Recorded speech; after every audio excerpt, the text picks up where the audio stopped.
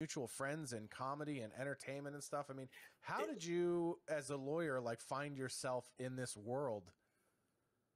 Well, remember, our friends are all losers. That's right. That's right. So the world of losers is actually, the world of losers is a lot bigger than the world of winners. Yeah. So that doesn't really answer your question. No. To some extent, though, one of the things you and I talked about when we were just schmoozing last week was the fact that I have found myself fascinated by this world of comics, because I'm a Jewish guy, talked with his hands, and who's the funniest guy in the room at any given time. Because I haven't been in some of the rooms that you've been in, but no, most of the guys in those rooms are also Jewish guys that talk with their hands. Right, They're usually the funniest guys too. I'm a comedian who is trying to make an honest living. Yeah, and which means you can't do comedy. Exactly.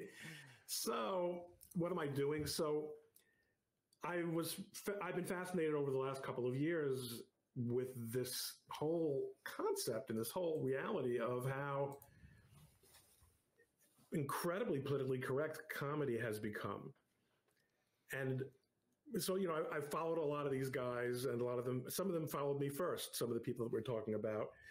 And, it's a fascinating subject to me. I don't know if it's as fascinating to everyone else, but there was a time when comedians were the people who held themselves out as speaking truth to power. And, forget Lenny Bruce. Most of the people watching this never even heard that name. Yeah. Lenny's sort of a deep cut for comedians in a lot of cases. Exactly. But certainly everyone's heard of George Carlin. Yeah. And, the fact is, part of the reason Carlin was really not that funny in his last few years, and I think he wasn't, was because he was just so freaking angry. Yeah. He saw all this coming, and he was right on. I was lucky enough. I got to see him. It was like one of the weirdest things ever. So in 2008, I started doing comedy in 2007. And in I guess it would have been the summer of 2008, or maybe this was I think this was November of 2008. I had taken a bunch of stock out and just kind of was like, I'm gonna be a comedian. I'm gonna do like shitty, low paying road gigs, and and just live the dream, right? And I had all my family was out of town for Thanksgiving, and me and another friend, my friend Jessica from Minnesota, we were just like, let's just go to Vegas for Thanksgiving. And then we went to Vegas for Thanksgiving, and I had gotten the worst tonsillitis that I've ever had in my entire life, which I later found out was mono. But boomers have our tonsils taken out. Yeah, so I was pretty much I was down for the count for that entire trip, and she's like, well, I guess I'll just go out and have fun without you. And so she just went out and made friends and gambled and drank. But the one thing we did do that we had planned to do the whole time we were there was to go see Carlin at the Orleans, and he was preparing for his very last special that he ever did. And so this might have been fall of 07, because I think his special came out in May of 08. So either way, this was around that time, and we saw him, and it was kind of weird because he was so scripted at that point. When we saw him at the Orleans, he had a stack of papers, and it was basically he was reading the transcript of his next special. Yeah. And, just eyeglasses, pitcher of water, table with his notes on it, and just literally sometimes he would grab a page from the table, bring it over, and just stand there and read it. And then other bits he had more memorized and would come out and perform them. But I remember kind of walking away of being like, man, we just paid $55 to watch this guy riff and write on stage. And as a new comedian, I couldn't be more enamored with the idea of how to the word he was, and how specific he was, and careful about the way that he worded things so that the point wasn't missed. So the word I'm looking for is meticulous. He was so meticulous about vocabulary, and you kind of understand, I think you're right. I think in a way he kind of saw all this coming and was like, if I don't pick the perfect words for these jokes, the point will be missed completely. And, for the rest of us that aren't as meticulous, we've suffered the wrath in the last, 10 years. Oh, so you're talking about a meticulous, not just the comedy word choice craft, but the wokeness, which would not have been the word that would have been used at that time. You would have said, Right. I do think we had politically correct, though, in those days. The point is that he had to be extremely careful even then, and even being Carlin, the 7 dirty words Carlin. Yeah. He's nonetheless being incredibly careful in his word selection in order to avoid censure, not censorship, but censure. And like, wasn't that pretty close to the time? When did Chris Rock announce? No, much more recently, that he wasn't going to do any more college work. Yeah, that was way before. That way would before been, that. You know, I think that came out in like 14 or 15. You know, it's amazing to believe that alone, when him and Seinfeld both were like, we're not doing colleges anymore. That's already 5 or 6 years ago. We've already come. That's been a long 5 years. Yeah, and by the way, how much worse has it gotten in those 5 or 6 years? I mean, and it's, you know, it's the last 5 or 6 months. Yeah, I mean, it's getting to the point now where it's pretty wild. And you know, the thing that I thought was great talking with you about this is so many podcasts out there, and I would definitely say too fucking many comedians getting on and bitching about cancel culture and bitching about stuff. But it is interesting to get your perspective on it as a lawyer, because not only are you somebody who has comedic sensibilities, but is a fan of comedy, but you've also fought some free speech cases as high as the Supreme Court. A pretty famous one that, you know, people may or may not know about was the Slants case. Yeah. So, you know, as you know, and, you know, maybe not everyone in your audience knows, that was a case involving the question of whether or not the government can, in administering its programs, in this case it was the trademark registration process, take special measures to prevent the promulgation of hate speech. That's really what it was. Mm-hmm. And what the government said was, what the Supreme Court said was no.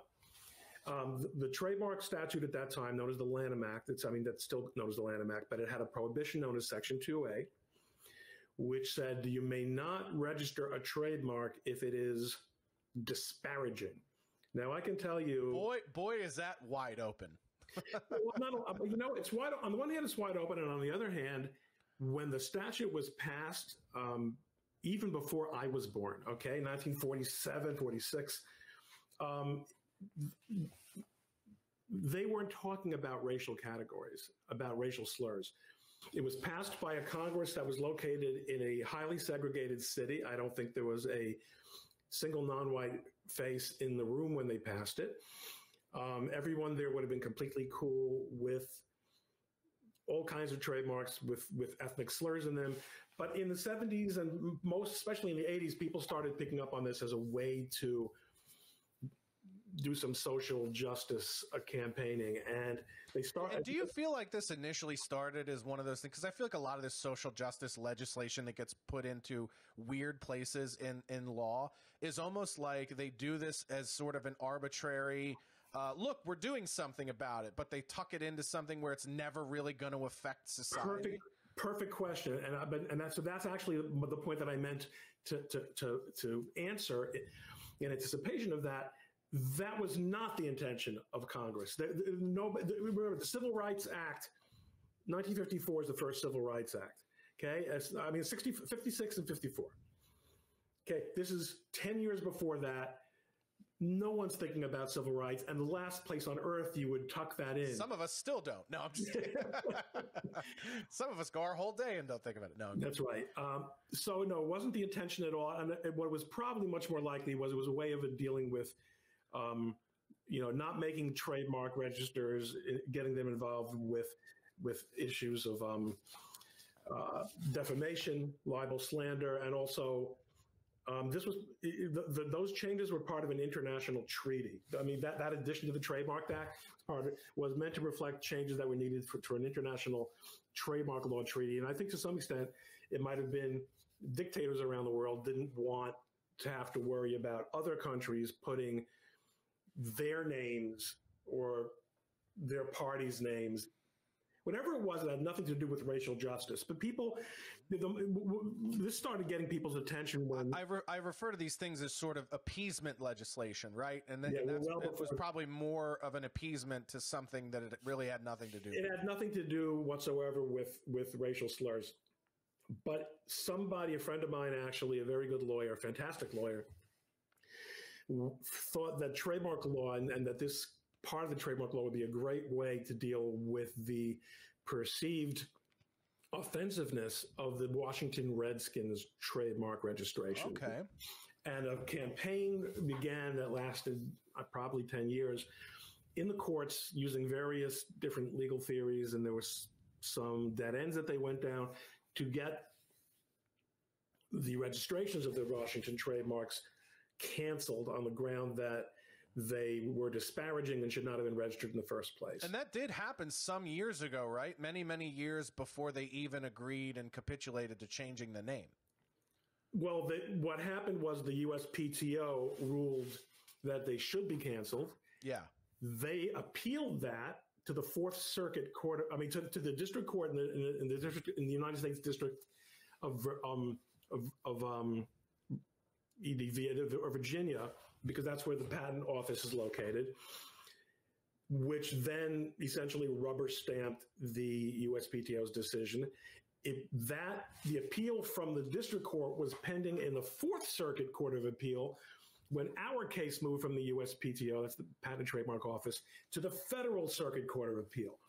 And I don't believe the judges were talking to each other in the two different circuits, but I do think that our circuit, the Federal Circuit, looked at our case and said, sooner or later, there's going to be a constitutional, this prohibition is going to be struck down on constitutional grounds, on First Amendment grounds. And it's probably better that it happened in this case, where there's this so-called reappropriation argument.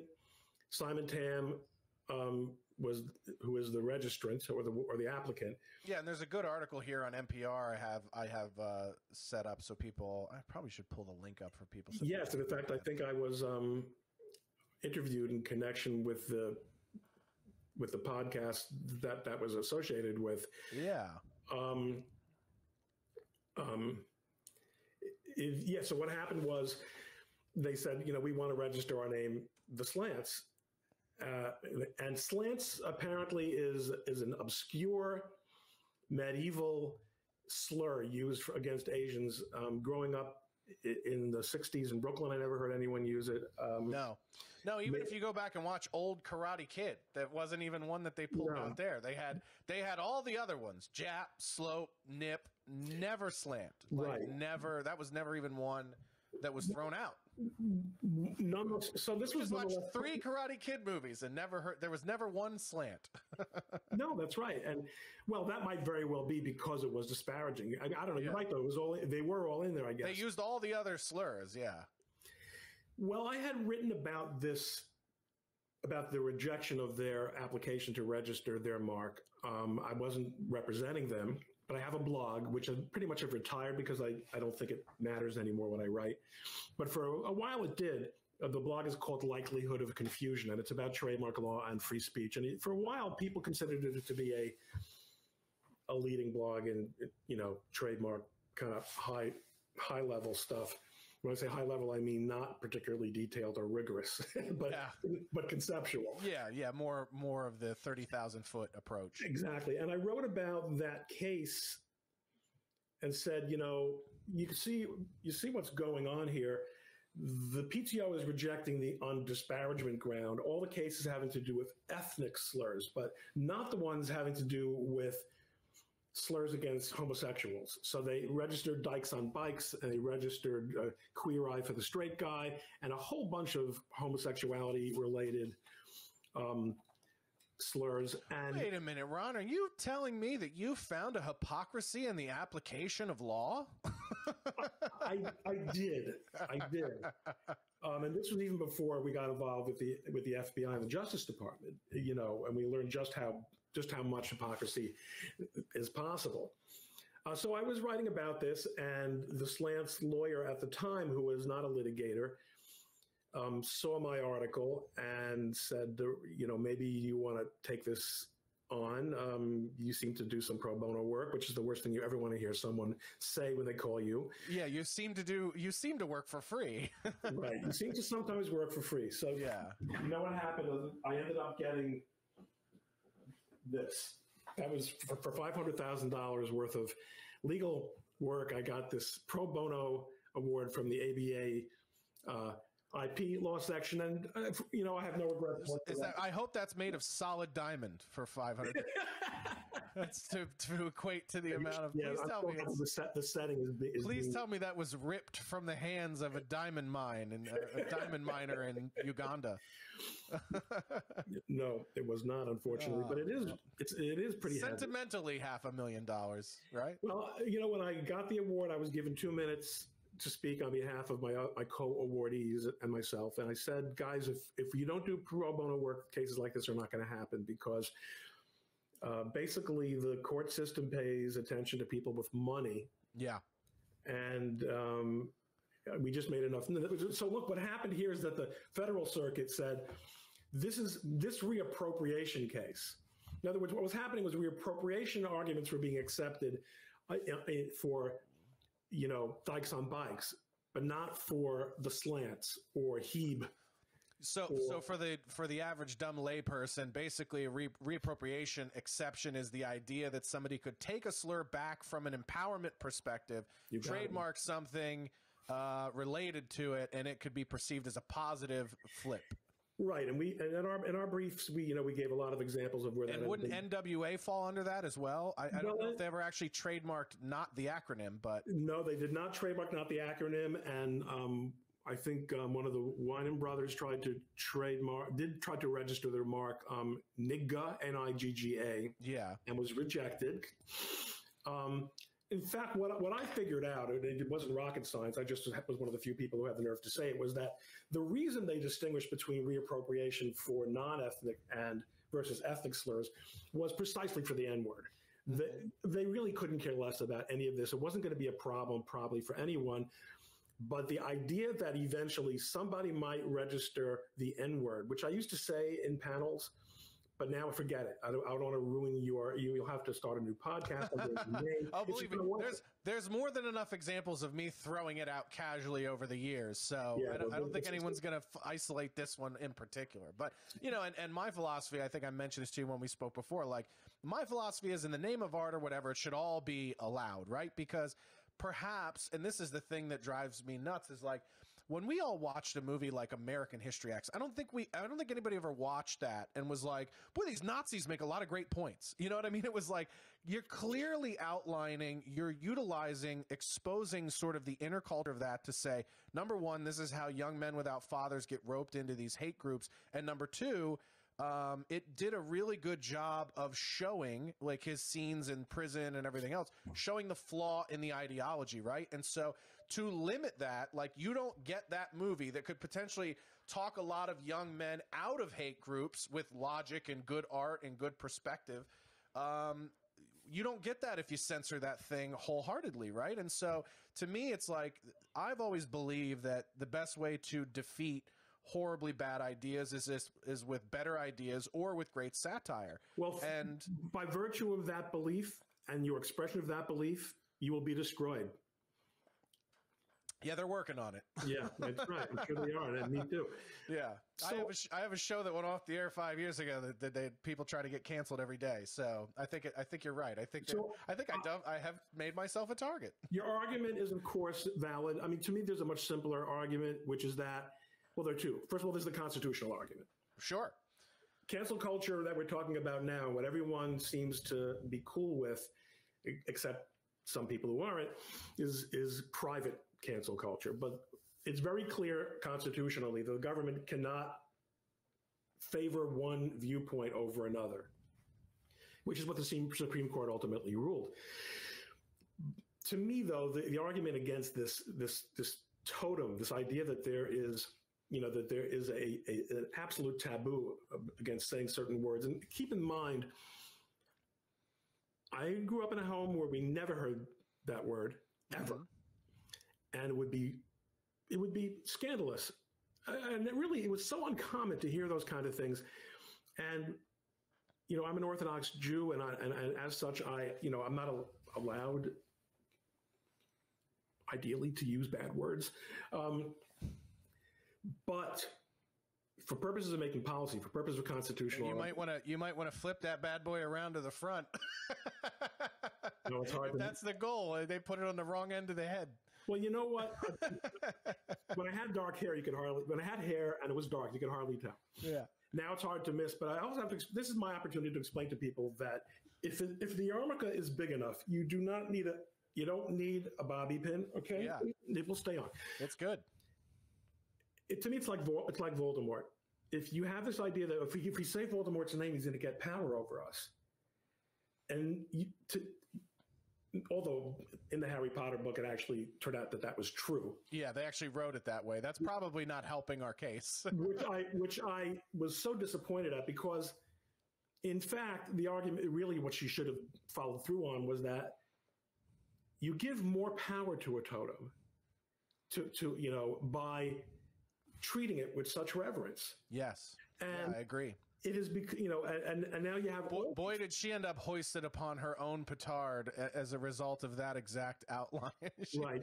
But then again, being a multi-billionaire does have a way of making you feel better about your petard being hoisted. Yeah, of course. You guys could hoist my petard daily if I had J.K. Rowling money. Well, I'll tell you, we ended up getting the Supreme Court to agree with us, and, I hoped at the time that the opinion would make people realize that just as the Constitution doesn't recognize a category called hate speech, that maybe also in private discourse and in just common sense, we should recognize that hate speech should not be treated differently from other speech, but rather we should respond to it with logic and disproof or mockery. Mockery, I think, is the big one. Well, mockery is, that option has been taken from us largely, as have 60 or 40,000 of my Twitter followers.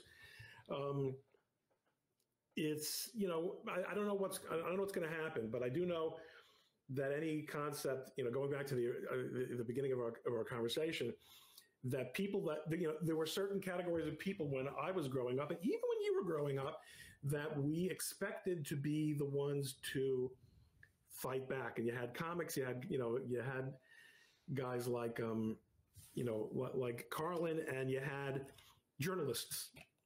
And now journalists they're not only part of the problem, they are the problem. Well, they are the core of the propaganda machine. It's almost like, and to, you almost wonder, like, to what end do they serve? Because I think back, at least when I was growing up, like those kind of exposés on censorship and things like that I would read, it was always like the truth was the underdog in a fight against commerce and a fight against capitalism, right? And now it's almost like the state-sponsored propaganda is the way to make the money. And so the truth there is nothing for it to prevail. Like it's almost like the truth doesn't have a dog in the fight anymore because it benefits no one. The truth only benefits those who stand to have value in it or hold value in it. And that the number of people that actually value the truth, it's definitely dwindling. And you see this in our political sphere so much, but it concerns me the most in terms of art, because we live in a world now where there is no separation of satire and opinion. I talked about this with comedian Ty Rivera on the episode that's airing this week on my Locals channel, but this idea that a comedian's jokes are their opinions just tells you how dead the concept of satire is in our society today. People will read a joke of mine and go, "Oh, so this is what you think?" And it's like, no, this was a hilarious observation that crossed my mind. And I said, wouldn't it be funny if I posted this? It's not what I think. 99% of the time, it's the opposite of what I think. But what I do think is that it's funny to speak from the perspective of somebody who would think this, right? I believe it's gonna snap. I don't think our society can bear the stress of this phoniness. And I'll tell you something about the phoniness also. But before we got into this, where we are now in the 20s, yeah, the roaring 20s, right? Before we flappers got here, I even remember thinking, there's already so much falsehood. Like, I have no issue personally with what we used to call alternative lifestyles. If somebody is a homosexual or whatever variety, I'm fine with the concept that the state stays out of your bedroom. Yes. And if you want to live in a place where you feel comfortable kissing your husband as a man, fine. I just won't go to that neighborhood because it bothers me. But the fact that it bothers me, I can't even say anymore. Oh yeah. Well, the fact that you can't even express your discomfort. But no, that's where I was going. Not that you can express your discomfort. I always remember listening to Don Imus, who was such a phony. And he would talk about, I went to this wedding of my gay friend, and it was so beautiful, and I felt, and off the air what he's thinking. Yeah, he's thinking, this is so disgusting. But people had to, and this. I just remember seeing this in social media that everybody had to be not just accepting, but the point is, you don't have tolerance. Used to just mean I'm going to let you do whatever you want, even if I think it's kind of gross. But it doesn't mean that I can't say I think it's kind of gross. Yeah, the difference is I think a lot of vegan food is disgusting, right? But I'm not standing outside of a vegan restaurant with a sign going, burn this place the fuck down. You know what I mean? It's like, that's my friend Kurt Schlichter probably would actually encourage you to do just that. Listen, I've thought about it, but it's like it's their freedom to make disgusting plant-based food. And it used to be your freedom to call it that. Yeah, and now it's like part of tolerance is what's the word?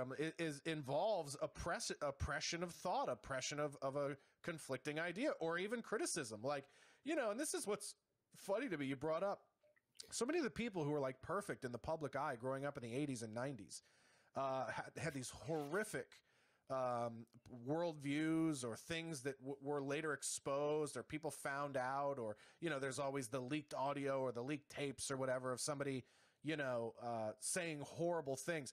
Wouldn't common sense tell you that the people that are publicly saying horrible things, comedians or actors or satirists of any kind, podcasters, wouldn't you think that if they were being horrible in public, that they're probably not horrible people in secret? Like, nobody would sort of hide in plain sight that boldly. It's like the video I posted earlier today of the father at the PTA meeting. There was like a Mexican immigrant father speaking, and he was talking about I guess there were issues with bullying in the school. He said, my son was up crying and, because of what this school district did. And there was a father in the back, very Larry David-like, who goes, so why did you just not stay in Mexico? And I mean, the gasps of horror, right? From the white women surrounding this. Oh my God, they're trying to throw the guy out. And then the camera zooms over to him and you look at him and he's like, you didn't think I was going to say it, did you? So clearly this guy is like fucking around and being funny. And maybe he's being an asshole. But what happens is if that guy can't speak up and vent that in the town square, I'm sure they're in the if they haven't already gotten him fired, I'm sure they're going to make sure any board that he's on, Yeah, he's ruined. If he's got some executive job, he's out. Like, he'll be out. And it's sort of like the man, for all we know, this man could be a civil rights activist whose job is to get wrongful convictions overturned, right? And nobody cares about the content of someone's character. That's a little bit more subtle, though, because on the one hand, they will flush away people who are not useful to them anymore. But on the other hand, think of Joy Reid gets a pass, a complete pass, 100%. Go on through that woman from Harvard, right? Who was the head of BuzzFeed or Huffington Post or something, Sarah, whatever, Asian woman who had dozens and dozens of anti-white racist tweets, just blatantly racist, of like, white men should just be deleted. I mean, I told you this story when we spoke last week that I went to a AT&T Shape event, which was basically like a diversity in entertainment and media event a couple years ago. And the actress Issa Rae was on stage, and she was talking about, like, Hollywood will be better when all the old straight white men die off. And I was like, you could be talking about Jews. Like, it's amazing how the anti-Semitism side of anti-whiteness is always overlooked. Do you ever notice that? Well, listen, I'm white when being white is the bad thing. Yeah. And I'm a yid, I'm a kike when the white guys, when the white supremacists, want to, think that I'm part of the globalist New World Order or whatever. I mean, right. The Jews have their own special problems, but it's not entirely necessarily the case that we haven't brought them on ourselves. I don't mean me and my family and my friends, but Jews whose lives do not reflect Jewish values, their names come up too often for my taste in some really uncomfortable spots. But you should be able to talk about it. You should be able to acknowledge it.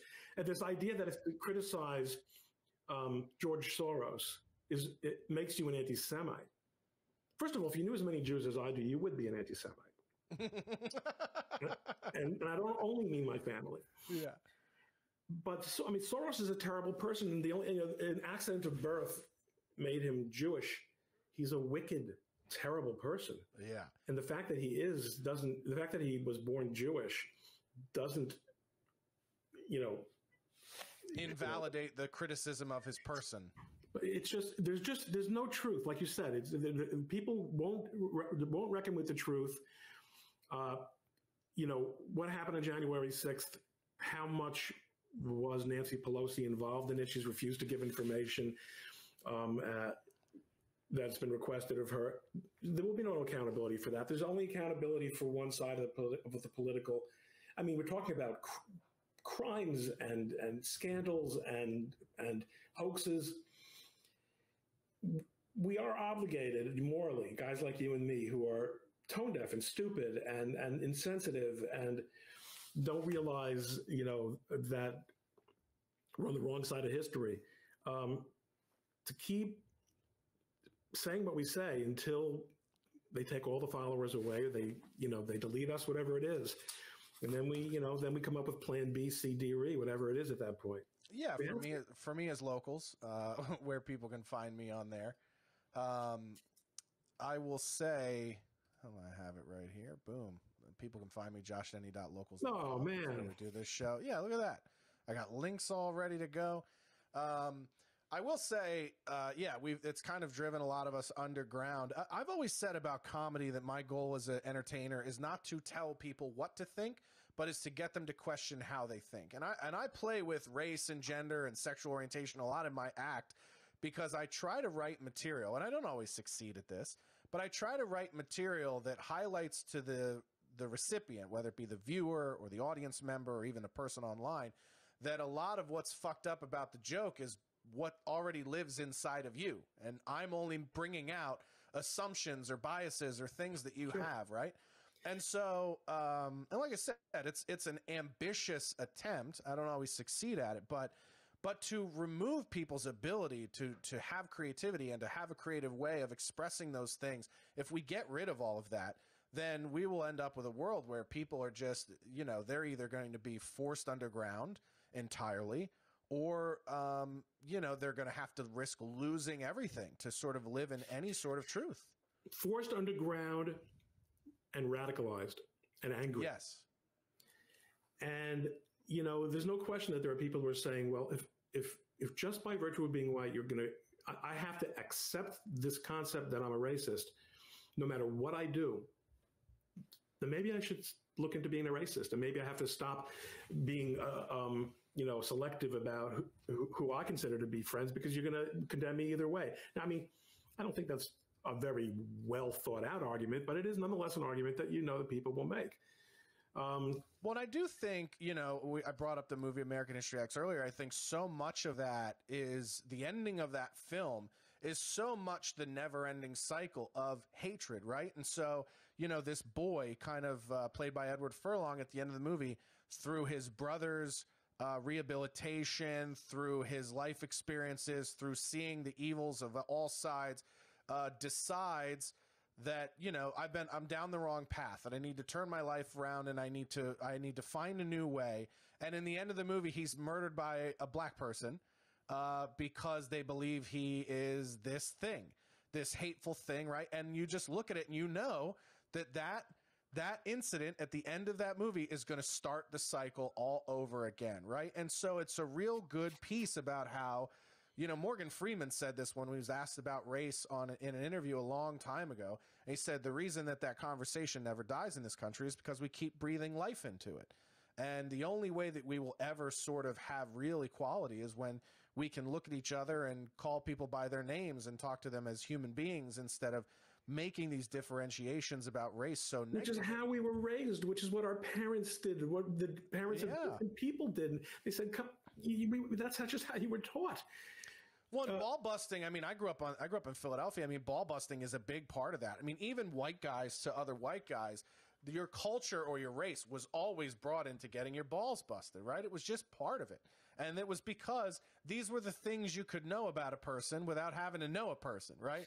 Right, and they're stereotypes, and the whole point is to disprove the stereotype, to play with the stereotype, but to also that's part of what reappropriation is about also. Yeah. You know, saying, yeah, you know, I'm gonna take that image you have of the nigger, of the heeb, of the queer, and show you what keep going. We're getting the sound bites. No, I'm kidding. Listen, I'm dead meat anyway. Yeah. I'm going to show you what it really means to be that, and I'm going to shove it down your throat. You know, you talk about a movie like that. You always hear people say, you see this like every single day on Twitter, that you could never make Blazing Saddles today. Yeah. And no one ever denies that you could never, like, no one who is an advocate of wokeness and cancel culture denies that. They don't even say, and it's just as well you couldn't make it. Are you disappointed at the way that people close the door behind them? I've talked with one of our mutual friends, Gavin McGinnis, about this a lot, about like, how dare these people like a Spielberg or like or even a Mel Brooks or whatever sort of be so willing to close the door behind them? It's like you built an empire on creating that kind of stuff. And now that you have, and not only that, they have nothing to lose. Nothing to lose. Nothing to lose by being the guy. Yeah. By being the guy to stand up and say, you know, like Chris Rock did for a moment. Scorsese is a great example too. Another one of these guys built his entire empire on, you know, exposing Italian cultural stereotypes, and now is like, could be such an advocate for moving the ball in the right direction, and none of these guys are doing it. That's what I was asking. Does that disappoint you?